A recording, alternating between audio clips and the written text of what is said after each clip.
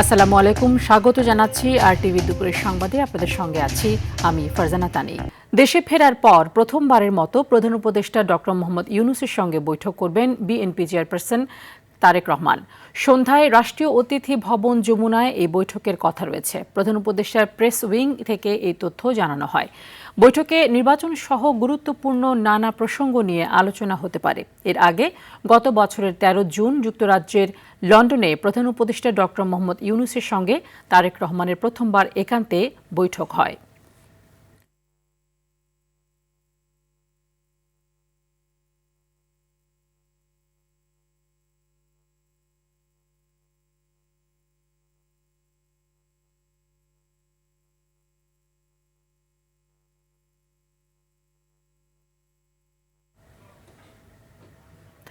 আসন্ন জাতীয় নির্বাচনের কোনো ব্যত্যয় হলে দেশের স্বাধীনতার সার্বভৌমত্ব হুমকির মুখে পড়বে বলে মন্তব্য করেছেন বিএনপির ভাইস চেয়ারম্যান শামসুজ্জামান দুদু।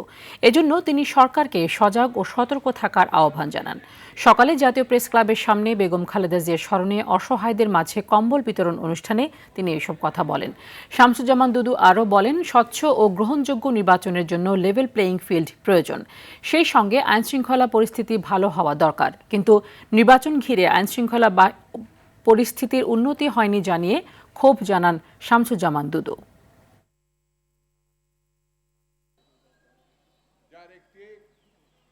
এই নির্বাচনে যদি কোনো রকম ব্যত্যয় ঘটে তাহলে দেশের গণতন্ত্র প্রতিষ্ঠার যে স্বপ্ন সেটা বিঘ্নিত হবে, দেশের স্বাধীনতা সার্বভৌমত্ব বিঘ্নিত হবে।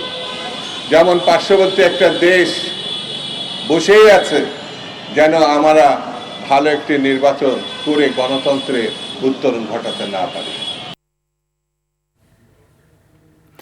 প্রধান নির্বাচন কমিশনার এএমএম নাসির উদ্দিনের সাথে সাক্ষাৎ করতে রাজধানীর আগারগাঁও নির্বাচন কমিশনে এসেছেন বিএনপি স্থায়ী কমিটির সদস্য সালাউদ্দিন আহমেদের নেতৃত্বে একটি প্রতিনিধি দল। দুপুর 12:30টার দিকে নির্বাচন ভবনে আসেন তারা। এদিকে ত্রয়োদশ সংসদ নির্বাচনের রিটার্নিং অফিসারের সিদ্ধান্তের বিরুদ্ধে দায়ের করা আপিলের ৬ষ্ঠ দিনের মতো শুনানি চলছে নির্বাচন কমিশনে। আপিল দায়েরের ক্রম ৩৮১ থেকে ৪৮০ পর্যন্ত শুনানি করছে নির্বাচন কমিশন। সকাল 10টায় শুরু হয় এই কার্যক্রম, চলবে বিকেল 5টা পর্যন্ত।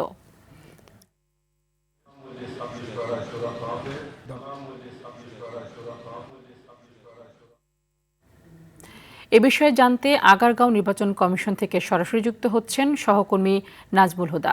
নাজবুল, আজকে এখন পর্যন্ত কতটি আপিলে নিষ্পত্তি হয়েছে এবং এ পর্যন্ত কতজনের মনোনয়ন বৈধ হয়েছে, সবকিছু মিলে জানাবেন।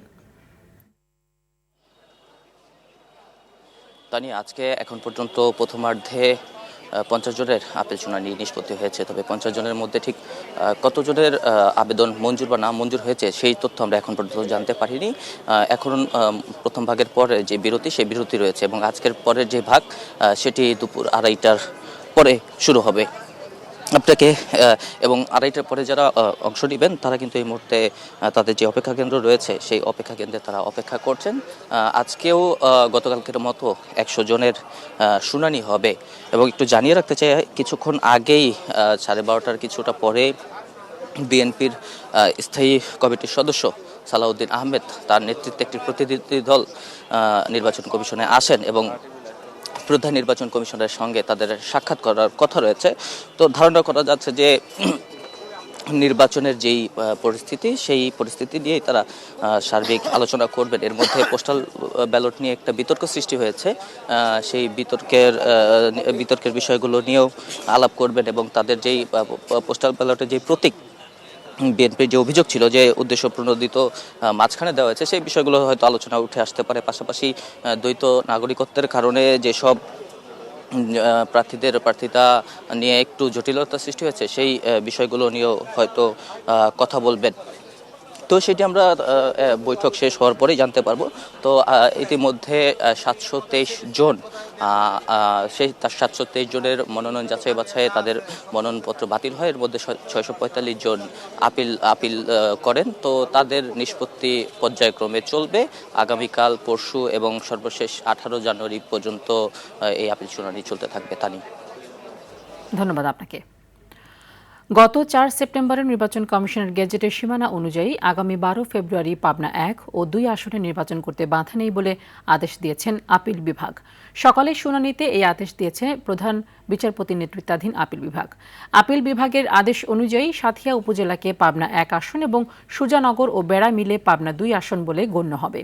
ত্রয়োদশ জাতীয় সংসদ নির্বাচন সামনে রেখে সংসদীয় আসন পুনর্বিন্যাস করে নির্বাচন কমিশন গত বছরের 4 সেপ্টেম্বর চূড়ান্ত গেজেট প্রকাশ করে। এতে সাঁথিয়া উপজেলার পুরো অংশ নিয়ে পাবনা 1 আসন এবং সুজানগর ও বেড়া উপজেলাকে মিলিয়ে পাবনা 2 আসন চূড়ান্ত করা হয়। ইসির ওই গেজেটের এই 2 আসন সংক্রান্ত অংশটুকুর বৈধতা নিয়ে বেড়া উপজেলার বাসিন্দা জহিরুল ইসলাম এবং সাঁথিয়া উপজেলার বাসিন্দা আবু সাইদ হাইকোর্টে রিট আবেদন করেন। অ্যাপিলেট ডিভিশন পরিষ্কার করে তার দুইটি নির্দেশনা দিয়েছেন।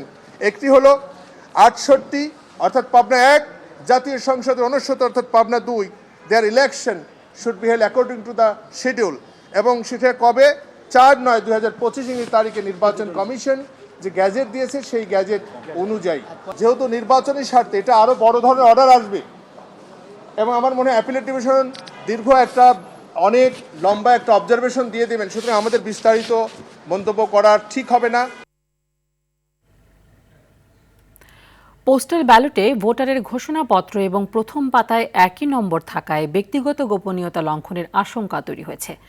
বিশেষজ্ঞরা বলছেন এটি ব্যক্তিকে ভোট দানে নিরুৎসাহিত করতে পারে। অবশ্য নির্বাচন কমিশন বলছে ব্যক্তিগত গোপনীয়তা রক্ষায় সব ব্যবস্থাই রাখা হয়েছে। আরও জানাচ্ছেন খান আলামিন। প্রথমবারের মতো প্রবাসীদের ভোটাধিকার নিশ্চিত করেছে অন্তর্বর্তী সরকার। বিশ্বের 121টি দেশে 7,67,028 জন প্রবাসী ভোটারের কাছে পোস্টাল ব্যালট পাঠানোর কাজ সম্পন্ন করেছে নির্বাচন কমিশন। প্রতীক বরাদ্দের 5 দিনের মধ্যে সেটি ডাকযোগে দেশে পাঠাবেন প্রবাসীরা। পোস্টাল ব্যালটে মোট 3টি বিষয়ে যুক্ত রয়েছে। একটি ঘোষণাপত্র, যেখানে ভোটারের সব ধরনের তথ্য দিতে হবে, একটি গণভোটের 1 পাতার ফরম, আরেকটি জাতীয় নির্বাচনের 2 পাতার প্রতীক সংবলিত ব্যালট পেপার। নথিগুলো পর্যবেক্ষণ করে দেখা যায় ঘোষণাপত্র ও ব্যালট পেপারের প্রথম পাতায় একটি নির্দিষ্ট নম্বর দেয়া আছে, যা ব্যক্তিগত গোপনীয়তা লঙ্ঘনের আশঙ্কা তৈরি করেছে। ভোটারের যে তথ্য, যিনি ভোটার তার নাম লিখবেন প্লাস ভোটার আইডি লিখবেন, এইটার একটা ক্রমিক নাম্বার আছে। আবার অন দি আদার হ্যান্ড যে ব্যালট পেপার আছে, সকল মার্কার সহ যে ব্যালট পেপারটা, এটারও একটা ক্রমিক নাম্বার আছে এবং দুটো ক্রমিক নাম্বার একই রকম। নির্বাচন কমিশন যদি চায় তাহলে এই ক্রমিক নাম্বারের ভোটার কাকে ভোট দিয়েছে সেটি দেখার সুযোগ আছে। এতে করে যেটা হয়, নির্বাচনের যে গুরুত্বপূর্ণ প্রিন্সিপাল সেটা হচ্ছে গোপনীয়তা, সেই গোপনীয়তার নীতিটি লঙ্ঘন হবে বলে আমার মনে হয়। নির্বাচন কমিশনের জন্য এমন আয়োজন প্রথমবার। যে কোনো প্রক্রিয়ার শুরুতে ভুল ত্রুটি হতে পারে বলে মনে করেন এই নির্বাচন বিশেষজ্ঞ। প্রথম যখন শুরু হয় সব নিয়মেই কিছু না কিছু চ্যালেঞ্জ থাকে। এই চ্যালেঞ্জটা এবার হয়ে যাক, কোথায় কোথায় ত্রুটি থাকলো সেই ত্রুটিগুলি আবার নেক্সটে কিভাবে ত্রুটিগুলি বাদ দেওয়া যায় সেটা নিয়ে চিন্তা ভাবনা করে আবার অন্য কিছু করবে। তবে কমিশন বলছে ভোটার নিজে গোপনীয়তা লঙ্ঘন না করলে কোনো ধরনের শঙ্কা তৈরি হবে না। কমিশন গোপনীয়তা রক্ষায় সব ধরনের ব্যবস্থা নিয়েছে। নির্বাচন কমিশন সর্বোচ্চ গোপনীয়তা রক্ষার প্রয়োজনে যা যা করেছে, যিনি ভোট দাতা তিনি যদি গোপনীয়তা ভঙ্গ না করেন তাহলে এটা কোনোভাবেই গোপনীয়তা ভঙ্গ করবে না, করার সুযোগ নেই। খান আলামিন, RTV, ঢাকা। সিলেটে বিএনপি চেয়ারম্যান তারেক রহমানের আগমন ঘিরে নির্বাচনী প্রচার প্রস্তুতি শুরু করেছে নেতাকর্মীরা। আসন্ন ত্রয়োদশ জাতীয় সংসদ নির্বাচনকে সামনে রেখে পুণ্যভূমি সিলেট থেকে নির্বাচনী প্রচারণার আনুষ্ঠানিক যাত্রা শুরু করবেন বিএনপি প্রধান। 22 জানুয়ারি সিলেটে পৌঁছে প্রথমেই হযরত শাহজালাল রাদিয়াল্লাহু আনহু ও হযরত শাহপরান রাদিয়াল্লাহু আনহুর মাজার জিয়ারত করবেন তিনি। এরপর নগরীর আলিয়া মাদ্রাসা মাঠে সকাল 10টায় জনসভায় বক্তব্যের মাধ্যমে নির্বাচনী প্রচারণা শুরু করবেন।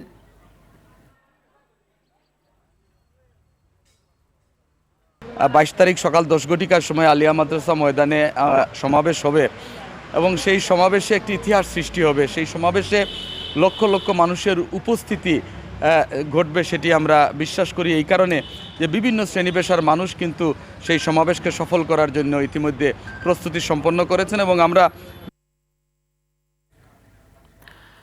বাংলাদেশের আসন্ন নির্বাচনী ব্যস্ততার সুযোগে সীমান্তে অস্থিরতা বাড়াতে পারে মিয়ানমার সেনাবাহিনী ও আরাকান আর্মি, এমনটাই আশঙ্কা করছেন বিশ্লেষকরা। তারা বলছেন এ সময়ে অস্থিরতা সৃষ্টি করে রোহিঙ্গাদের বাংলাদেশে ঠেলে দিতে তৎপর হবে মিয়ানমার। তাই নির্বাচনের নিরাপত্তার অজুহাতে বিজিবির কোনো অংশ সীমান্ত থেকে প্রত্যাহার না করার পরামর্শ তাদের। আরও জানাচ্ছেন শাকিলা করিম। জাতীয় সংসদ নির্বাচনকে কেন্দ্র করে উৎসবের আমেজে ব্যস্ত সারা দেশ। এমন সময়ে মিয়ানমার সীমান্তে ঘটছে গোলাগুলি, মাইন বিস্ফোরণের মতো ঘটনা, যা জন্ম দিয়েছে গভীর উদ্বেগের।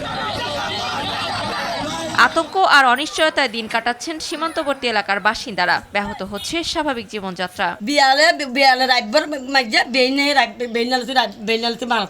একদম আতঙ্কগ্রস্ত, অনেক বিস্ফোরক শব্দ শুনতে পাচ্ছি।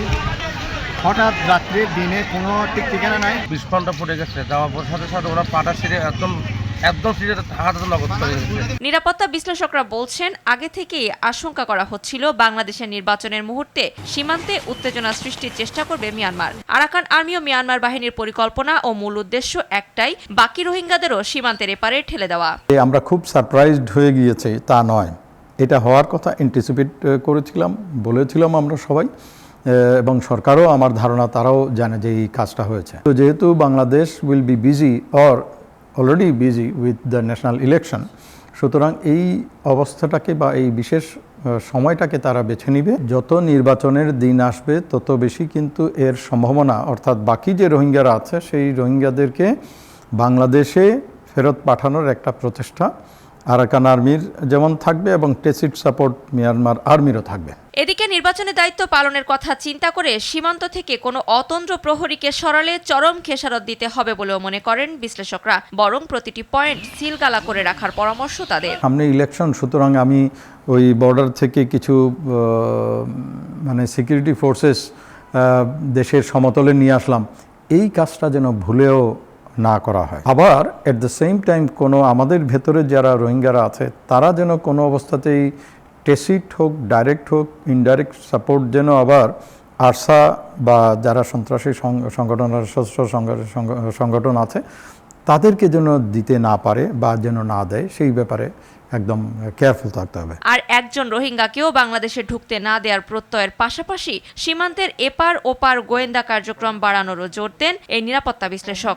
আমাদের অবজেক্টিভ হলো no more Rohingya inside Bangladesh. Shakila Karim, RTV, Dhaka. এদিকে চাঁপাইনবাবগঞ্জ সীমান্তে মানব পাচারের অভিযোগে এক মানব পাচারকারী সহ 4 জনকে আটক করেছে border guard Bangladesh BGB. Chapainawabganj battalion 53 বিজিবির বকচর সীমান্ত ফাঁড়ির একটি টহল দল সদর উপজেলার চর আলাতলি ইউনিয়নে অভিযান চালিয়ে তাদের আটক করে। এদিকে নোয়াখালীর হাতিয়া থেকে অস্ত্র সহ 2 জনকে আটক করেছে coast guard. Operation devil hunt phase 2 এর অংশ হিসেবে বিশেষ অভিযানে তাদের আটক করা হয়। নারায়ণগঞ্জের মৃধাকান্দি বাসস্ট্যান্ড এলাকায় সিএনজি ছিনতাই করার সময় রবিন ও ফারুক নামের 2 ছিনতাইকারীকে আটক করে পুলিশে সোপর্দ করেছে স্থানীয়রা। কারওয়ান বাজারে চাঁদাবাজির প্রতিবাদ ও মামলা করায় ভাড়াটে খুনি দিয়ে হত্যার হুমকি দেওয়ার অভিযোগ উঠেছে তেজগাঁও থানা যুবদলের বহিষ্কৃত সদস্য সচিব আব্দুর রহমান ও তার সহযোগীদের বিরুদ্ধে।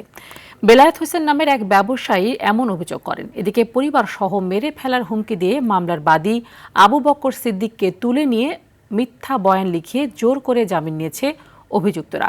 মেহেদী হাসান সুজনের ক্যামেরায় দেখুন এয়ার বাদলের ধারাবাহিকের দ্বিতীয় পর্ব। চাঁদাবাজের বিরুদ্ধে শান্তিপূর্ণ রহমানের বিরুদ্ধে। রাজধানীর কারওয়ান বাজার চাঁদাবাজদের যেন এক অভয়ারণ্য।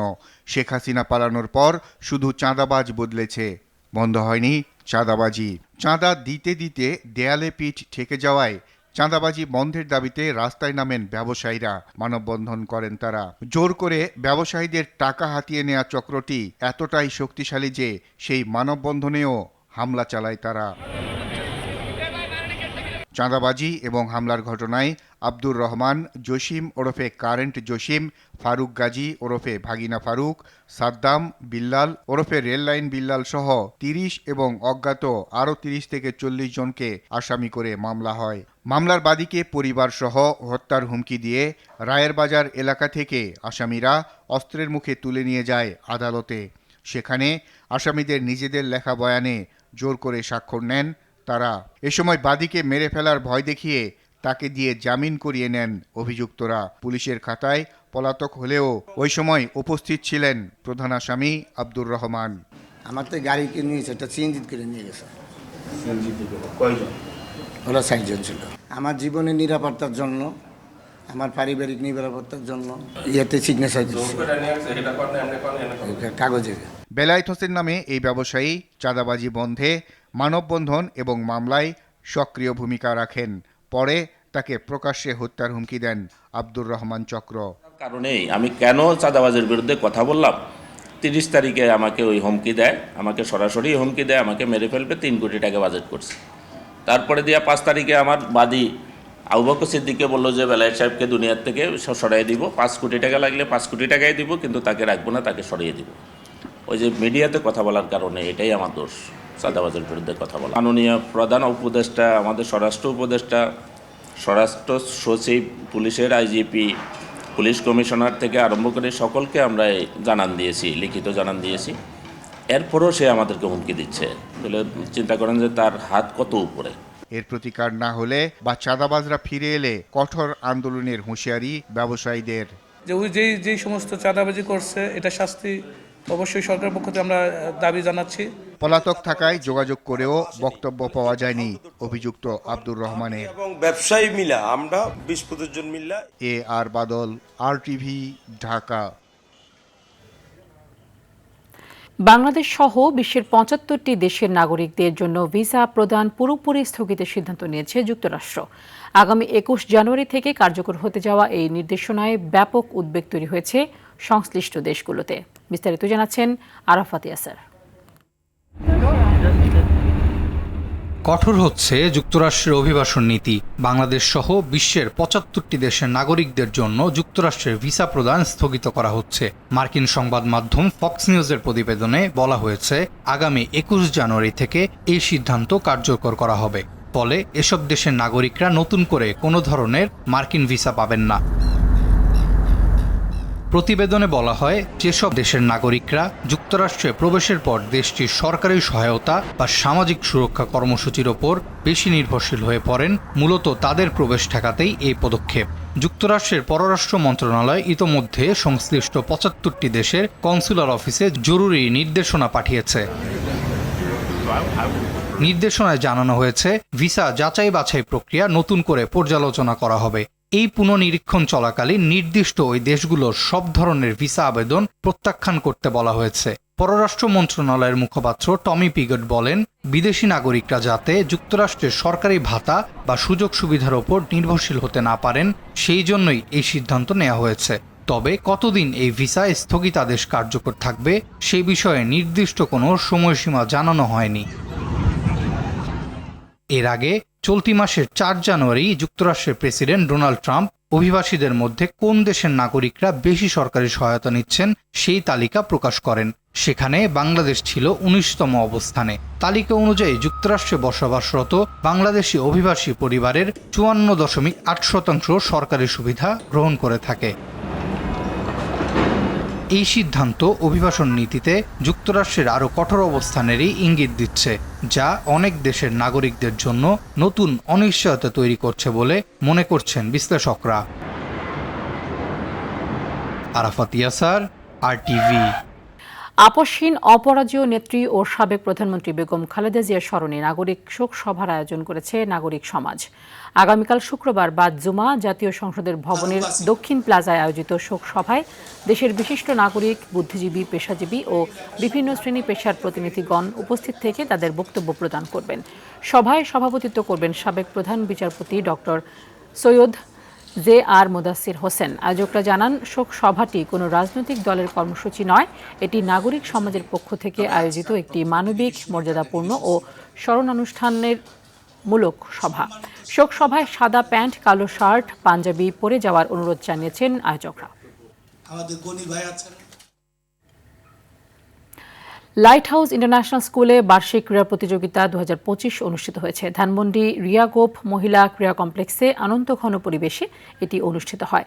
দিনব্যাপী এই আয়োজনে শিক্ষার্থী, শিক্ষক ও অভিভাবকদের স্বতঃস্ফূর্ত অংশগ্রহণে উৎসবমুখর হয়ে ওঠে পুরো প্রাঙ্গণ। প্রতিযোগিতার উদ্বোধন করেন স্কুলের ম্যানেজিং ডিরেক্টর ও প্রিন্সিপাল ডক্টর রিজওয়ানা আফরোজ স্মরণী। অনুষ্ঠানে প্রধান অতিথি হিসেবে উপস্থিত ছিলেন 10 মিনিট স্কুলের সিইও ও প্রতিষ্ঠাতা আইমান সাদিক। সকাল থেকে শুরু হওয়া ক্রীড়া প্রতিযোগিতায় বিভিন্ন দৌড়, খেলাধুলা ও ক্রীড়া ইভেন্টে অংশ নেন শিক্ষার্থীরা। অনুষ্ঠান শেষে বিজয়ীদের হাতে পুরস্কার তুলে দেন অতিথিরা।